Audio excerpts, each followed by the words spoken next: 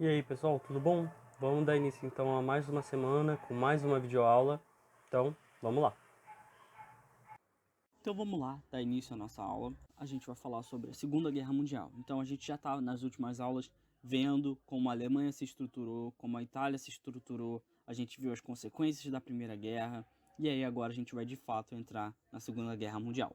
A gente vai falar sobre a Guerra Civil Espanhola, que foi quase como um teste para a Grande Guerra. A gente vai ver como a guerra se inicia, a gente vai ver o que acontece durante a guerra, e aí eventualmente a gente vai discutir o final da guerra e as consequências. Sobre a Guerra Civil Espanhola, a Espanha, em 1931, tinha estabelecido a Segunda República Espanhola.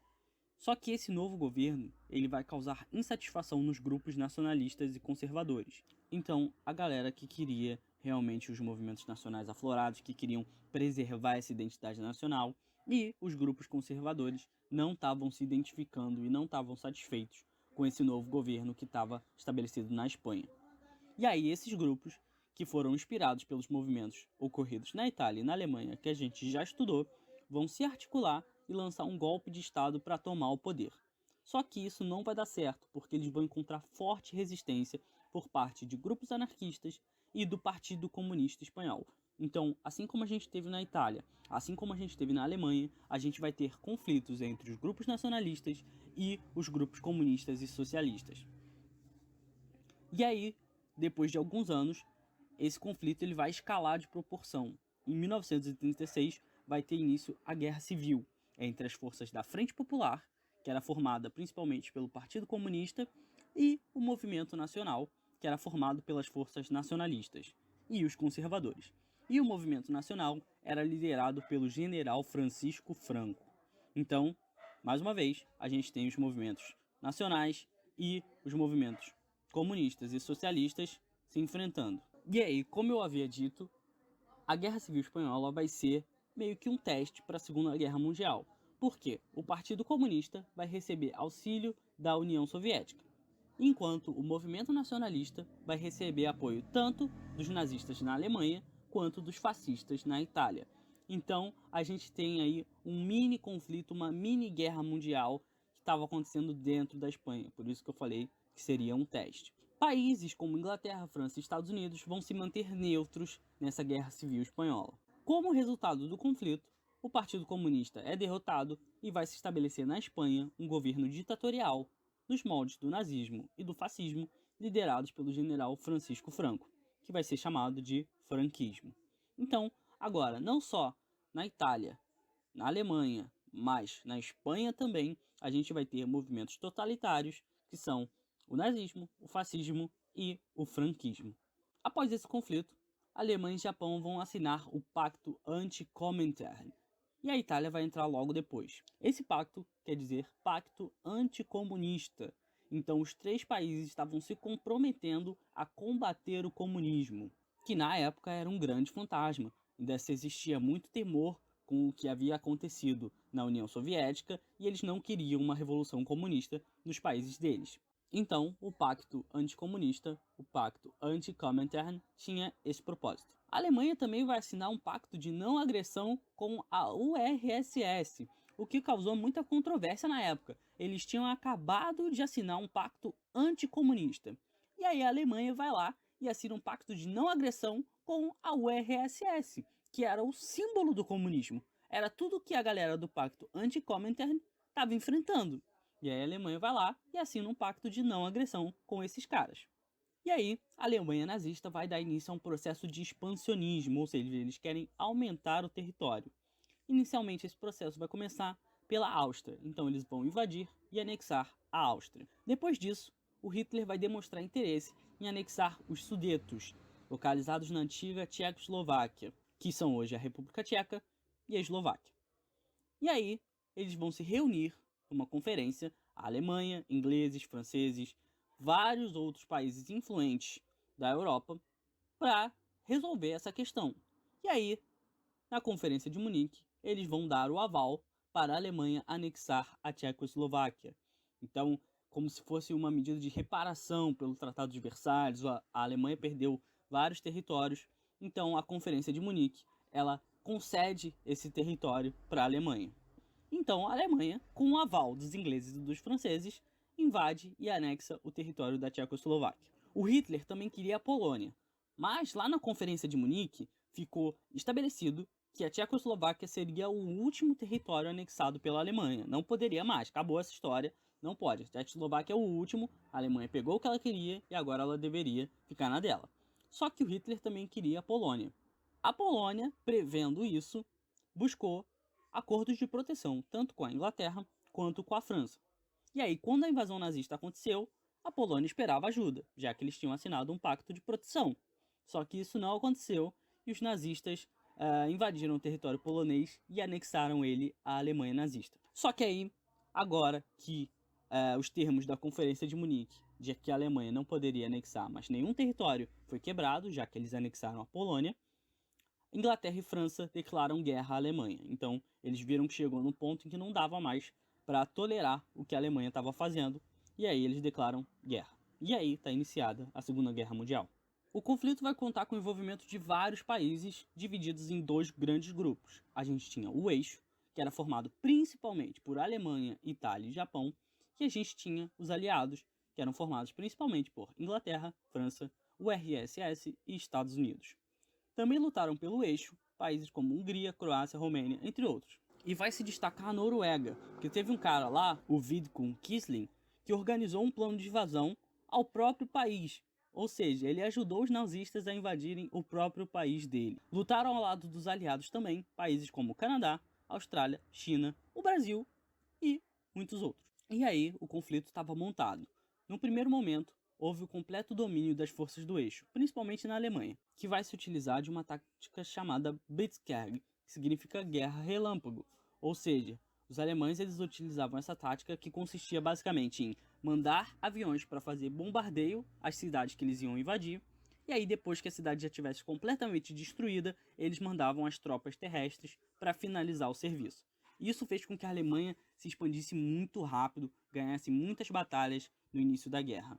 E aí, se utilizando dessa tática, a Alemanha vai expandir o território ainda mais e anexar vários países da Europa, inclusive um pedaço da França, que estava lutando do lado dos aliados. A moral alemã estava muito em alta e por causa disso eles vão dar início à Operação Barbarossa, que tinha como objetivo dominar e conquistar o território da URSS. Ainda nessa primeira fase, a gente vai destacar as forças japonesas, lembrando que o Japão também estava lutando do lado do eixo, mas a luta do Japão era mais focada na Ásia. O Japão estava fazendo também seu processo de expansionismo na Ásia. A Alemanha estava fazendo esse processo na Europa e o Japão estava fazendo isso na Ásia. E aí, o Japão domina uma série de territórios que pertenciam aos aliados. Inclusive, eles lançam um ataque a Pearl Harbor, que era território americano. E até então, os Estados Unidos não tinham entrado na guerra. Depois do ataque japonês a Pearl Harbor, os Estados Unidos vão entrar na Segunda Guerra Mundial. E aí, seguindo aquele prestígio alto que eles estavam, a Alemanha vai dar início à Operação Barbarossa e vai começar a invasão contra o URSS. Essa invasão tinha como principal objetivo capturar as 3 maiores cidades da União Soviética: Moscou, Leningrado e Stalingrado. Lembrando que a União Soviética, a gente estudou o processo da Revolução Russa e a gente viu que o Lenin terminou no poder. Eventualmente, o Lenin morre e quem assume o legado dele é o Stalin.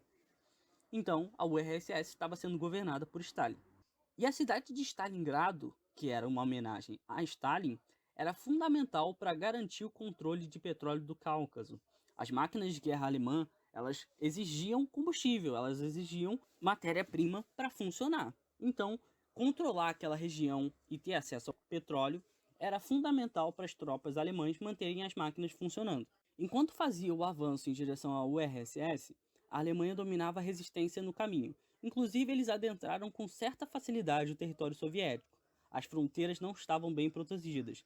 Lembrando que a URSS é um território enorme.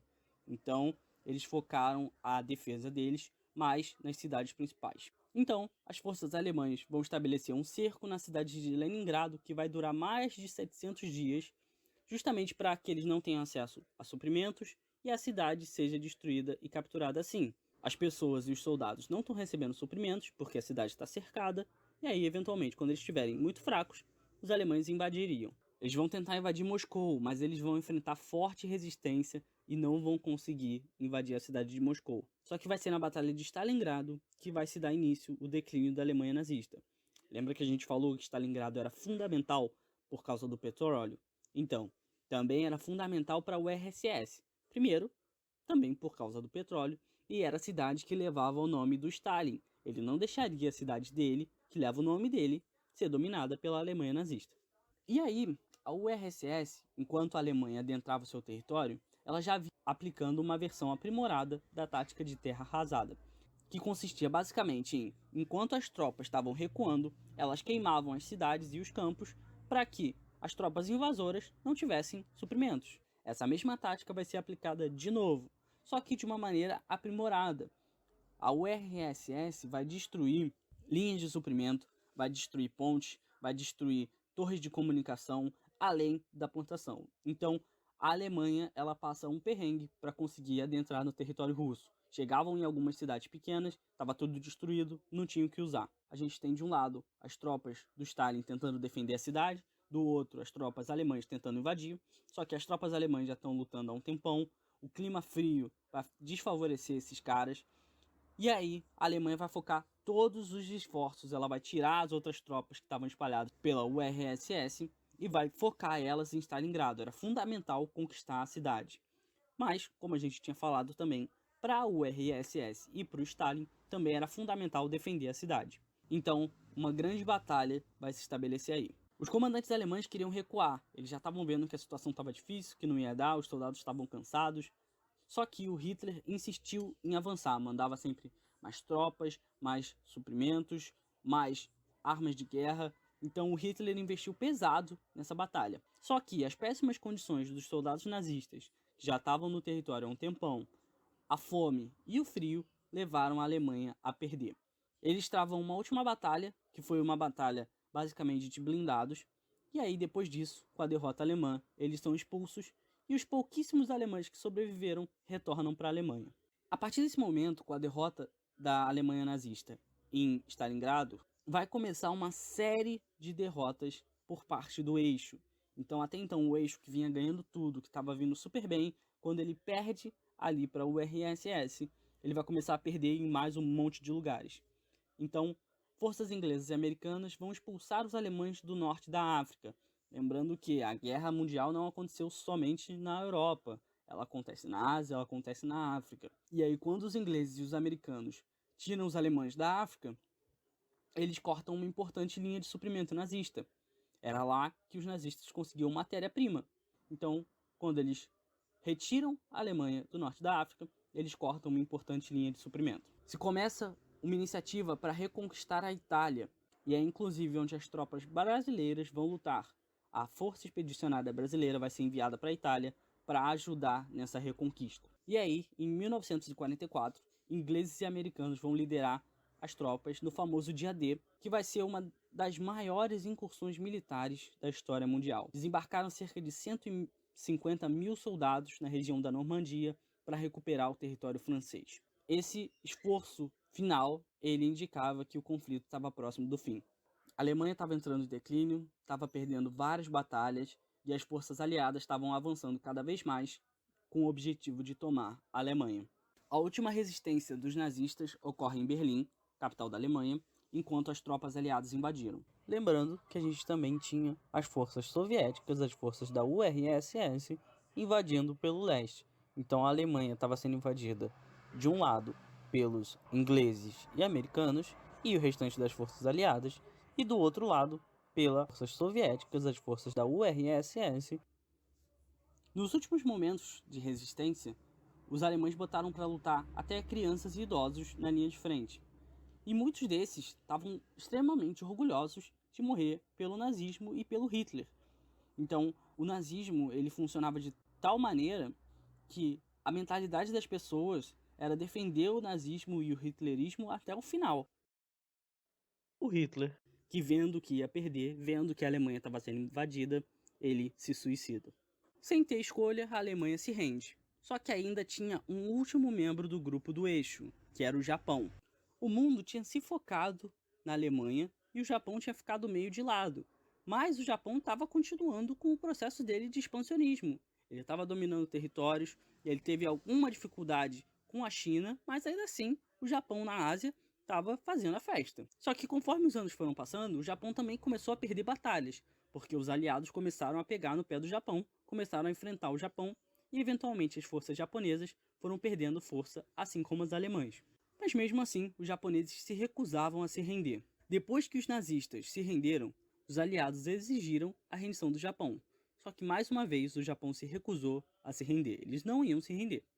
E aí, como medida final, os Estados Unidos lançaram sobre o Japão as 2 bombas atômicas nas cidades de Hiroshima e Nagasaki, que devastaram completamente as cidades e tiveram um impacto seríssimo no Japão. E aí, tendo em vista isso, essa destruição em massa, o Japão é forçado a assinar a rendição. E aí, o conflito chega ao fim. Quando as tropas aliadas elas chegam à Alemanha, acabam com a Alemanha nazista e elas encontram os campos de concentração, é assim que o mundo fica sabendo sobre as atrocidades que foram cometidas contra os judeus e contra outras minorias. Então eles descobrem os quadros de desnutrição, eles descobrem as mortes nas câmaras de gás, eles descobrem atrocidades muito horrorizantes sobre o que os nazistas estavam fazendo com os judeus e também com outras minorias. E aí estima-se mais ou menos o saldo de 85 milhões de mortos durante a Segunda Guerra Mundial. Para finalizar, eu vou indicar os filmes, aproveitando que vocês estão em casa, se tiverem um tempinho. Jojo Rabbit. Lembrando que esse primeiro filme é uma sátira, não dá para levar ele a sério, mas como ilustração ele é muito bom e é um filme divertido.